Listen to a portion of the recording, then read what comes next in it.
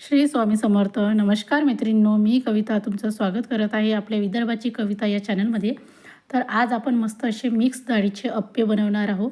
तर बघू शकता इथं मस्त असे टम्म फुगलेले अप्पे आहेत आणि एवढे सुंदर अप्पे झाले होते ना आणि एकदम जाळीदार असे अप्पे तयार झालेले होते. तर बघू शकता मस्त असे टम्म फुगलेले अप्पे तयार आहेत आणि एकदम सोप्या पद्धतीने तयार केलेले आहेत. एकदम घरच्या साहित्यामध्ये आपले तयार झाले आणि एकदम म्हणजे 2 ते 3 प्रकारच्या डाळीमध्ये आपण अप्पे तयार केलेले आहेत. तर तुम्ही नक्की ट्राय करून बघा आणि एकदम साधी आणि सोपी अशी रेसिपी आहे. मस्त असं सांबार पण केलेलं आहे, म्हणजे फोडणीचं वरण केलेलं आहे. त्याच्यासोबत चटणी पण केली आहे शेंगदाण्याची. तर तुम्ही नक्की ट्राय करून बघा. खूप छान झाले होते हे अप्पे. तर चला मग आपण रेसिपीला सुरुवात करूया. तर त्यासाठी मी या वाटीच्या मापाने अंदाजे 2 वाट्या मी तांदूळ घेतलेले होते. तांदूळ हे कंट्रोलचे घेतलेले होते. तुमच्याकडे नसतील तर तुम्ही बारीक तांदूळही वापरू शकता.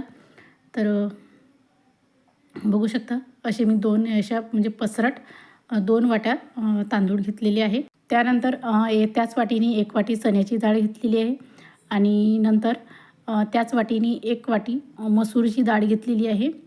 तर बघू शकता मसूरची डाळ पण आपण घेतलेली आहे. सगळ्या डाळी हे 1-1 वाटीच घ्यायची आहे फक्त. तांदूळ हे 2 वाट्या घ्यायचे आहे. त्याच्यानंतर मुगाची डाळ घेतलेली आहे बिना साल्टेची. तर ती पण मी 1 वाटी घेतलेली आहे. तर अशा 3 प्रकारच्या डाळी घ्यायच्या आहे. 1-1 वाटी आणि त्याच्या डबल तांदूळ घ्यायचं आहे, म्हणजे 2 वाट्या तांदूळ घ्यायचा आहे. तर इथं बघू शकता मी छान स्वच्छ धुवून घेतलेली आहे ही डाळी म्हणजे तांदूळ आणि डाळी सगळं छान 1-2 पाण्याने स्वच्छ धुवून घ्यायची आहे. आणि डाळ धुवून झाल्या की त्याच्यानंतर आपल्याला याच्यामध्ये छान पाणी टाकून ठेवायचं आहे. अंदाजे 4 ते 5 तासासाठी आपल्याला हे छान भिजत घालायचं आहे. तर बघू शकता अशा प्रकारे मी छान डाळी धुवून घेतल्या आणि त्याच्यामध्ये पाणी टाकून आपल्याला झाकून ठेवून द्यायचं आहे.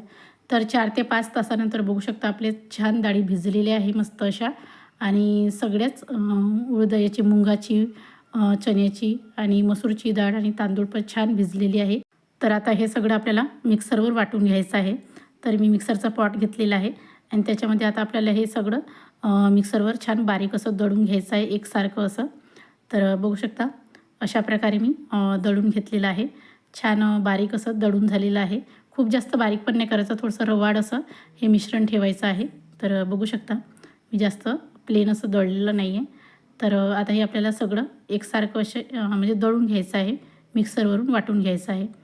तर बघू शकता मी 1 ते 2 बॅचेस तुम्हाला इथं मिक्सरवर लावून दाखवलेले आहे. आता आपले सगळे लावून झालेली आहे ही डाळ, मिक्सरवरून वाटून घेतलेली आहे सगळं. जे काही डाळी होत्या आणि आपले जे तांदूळ होते. तर बघू शकता अशा प्रकारचं छान मस्त असं एकसारखं असं मी वाटून घेतलेलं आहे मिक्सरवरून आणि आता हे आपल्याला रात्रभरासाठी मस्त झाकून ठेवायचं आहे. तर आता आपल्याला ज्या दिवशी आता आपल्याला हे अप्पे करायचे त्या दिवशी आपल्याला एका कढईमध्ये आता तडका देऊन द्यायचा आहे. जे काही अप्प्याचं सारण होतं त्यासाठी आपल्याला तडका तयार करून घ्यायचा आहे. तर मी एका कढईमध्ये तेल गरम केलेलं आहे आणि त्याच्यामध्येच आपल्याला थोडीशी जिरा, मोहरी छान तडतडू द्यायचा आहे. त्याच्यानंतर आपल्याला हिरवा कांदा, थोडीशी ढोबळी मिरची आणि बारीक चिरून घेतलेला पांढरा कांदा ते सगळे आपल्याला त्याच्यामध्ये टाकून घ्यायचं आहे आणि छान थोडंसं परतून घ्यायचं आहे. जास्त शिजवायचं नाही आहे. अंदाजे 5 ते 10 मिनटासाठी आपल्याला हे छान म्हणजे याच्यातला कच्चेपणा काढून घ्यायचा आहे. त्याच्यानंतर मी थोडासा सांबार टाकलेला आहे आणि याला चांगलं मिक्स करून घ्यायचं आहे. एक अर्ध म्हणजे थोडंसं म्हणजे हलकंसं आपल्याला याला शिजवून घ्यायचं आहे. कारण की आपण याच्यामध्ये हे सारण आहे आपल्याला अप्प्याच्या मिश्रणामध्ये टाकायचं आहे. तर जेणेकरून ते कच्चं राहायला नको म्हणून याला थोडंसं 5 ते 10 मिनटासाठी शिजवून घ्यायचं आहे. याने खूप छान चव येत असते अप्प्यांना. तुम्ही नक्की ट्राय करून बघा आणि नक्की टाकून बघा ते त्याच्यामध्ये. तर तर बघू शकता ही आता आपली चटणी छान शिजलेली आहे. 50% कांदा वगैरे छान शिजलेला आहे. तर आता आपण अप्प्याचं हे बघणार आहोत सारण. तर बघू शकता थंडी असल्यामुळे तेवढं काही जास्त फुललेलं नाही आहे, पण छान झालेलं होते अप्पे. आणि आता याच्यामध्ये आपल्याला जे आपण सारण तयार केलेलं होतं म्हणजे चटणी तयार केलेली होती ती आता चटणी याच्यामध्ये घालून घ्यायची आहे, ॲड करून घ्यायची आहे.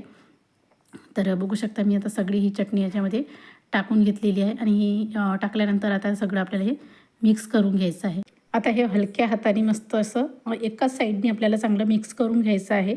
असं म्हणजे दोन्ही साईडनी मिक्स नाही करायचं आहे, एकाच साईडनी असं ते छान म्हणजे हलवून घ्यायचं आहे, मिक्स करून घ्यायचं आहे.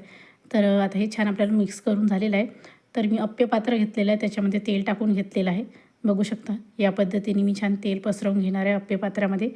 तर तुमच्याकडे जर छोटा अप्पे पात्र असेल तर त्याच्यामध्ये पटकन होत असते. तर माझ्याकडे थोडासा मोठा आहे, 12 याचा आहे. त्याच्यामुळे मी म्हणजे मधातल्या याला जर थोडंसं जास्त शेक लागतो आणि साईडच्याला कमी लागतो, त्याच्यामुळे तर मधातले थोडेसे पटकन होत असतात. तर मी आता हे याच्यामध्ये सगळं अप्प्याचं जे काही आहे मिश्रण ते टाकणार आहे पूर्ण 12 याच्यामध्ये. तर बघू शकता अशा पद्धतीने आपल्याला टाकून घ्यायचं आहे. आणि आता आपले सगळे अप्पे आता छान आपले छान टाकून झालेले आहे. आता आपल्याला याच्यावरती थोडंसं तेल टाकून घ्यायचं आहे, एक एक थेंब. आणि नंतर हे आपल्याला झाकून ठेवून द्यायचं आहे. अंदाजे 5 मिनिटासाठी आपल्याला एक वाफ काढून घ्यायची आहे. तर अंदाजे 5 मिनिटांनंतर तुम्ही बघू शकता आपले अप्पे छान एका साईडनी छान भाजून झालेले आहे. आणि एकदम सहज आणि एकदम सोप्या पद्धतीने छान अप्पे निघत असतात, एकदम सहज. बघू शकता एकदम हलक्या हाताने फक्त मी थोडंसं चम्मचने एका साईडने प्रेस केलं तर ते एकदम अलगद निघत असतात. तर तुम्ही नक्की ट्राय करून बघा. हे अप्पे खायला खूप छान लागतात आणि एकदम मिक्स डाळीची आहे, त्याच्यामुळे छान प्रोटीनयुक्त आहे आणि पौष्टिकसुद्धा आहेत. तुम्ही नक्की ट्राय करून बघा अशा पद्धतीचे अप्पे. आणि माझ्या चॅनलवर नवीन असाल तर चॅनलला नक्की लाईक करा, शेअर करा आणि सबस्क्राईब करायला अजिबात विसरू नका. तुम्हाला हे या पद्धतीचे अप्पे कसे वाटले ते पण मला नक्की कमेंट करून सांगा. तर आता हे सगळे आपल्याला अप्पे आहेत त्याचे सगळे पलटवून घ्यायचे. तर बघू शकता मधातले अप्पे छान खरपूस भाजलेले गेले आहे आणि साईडचे अप्पे तेवढे काही नाही गेले, त्याच्यामुळे म्हणजे कारण की साईडला तेवढं शेक नाही लागत या साईडनी आणि त्या साईडला थोडंसं म्हणजे जास्त लागतो, त्याच्यामुळे छान ते भाजले गेलेले आहे.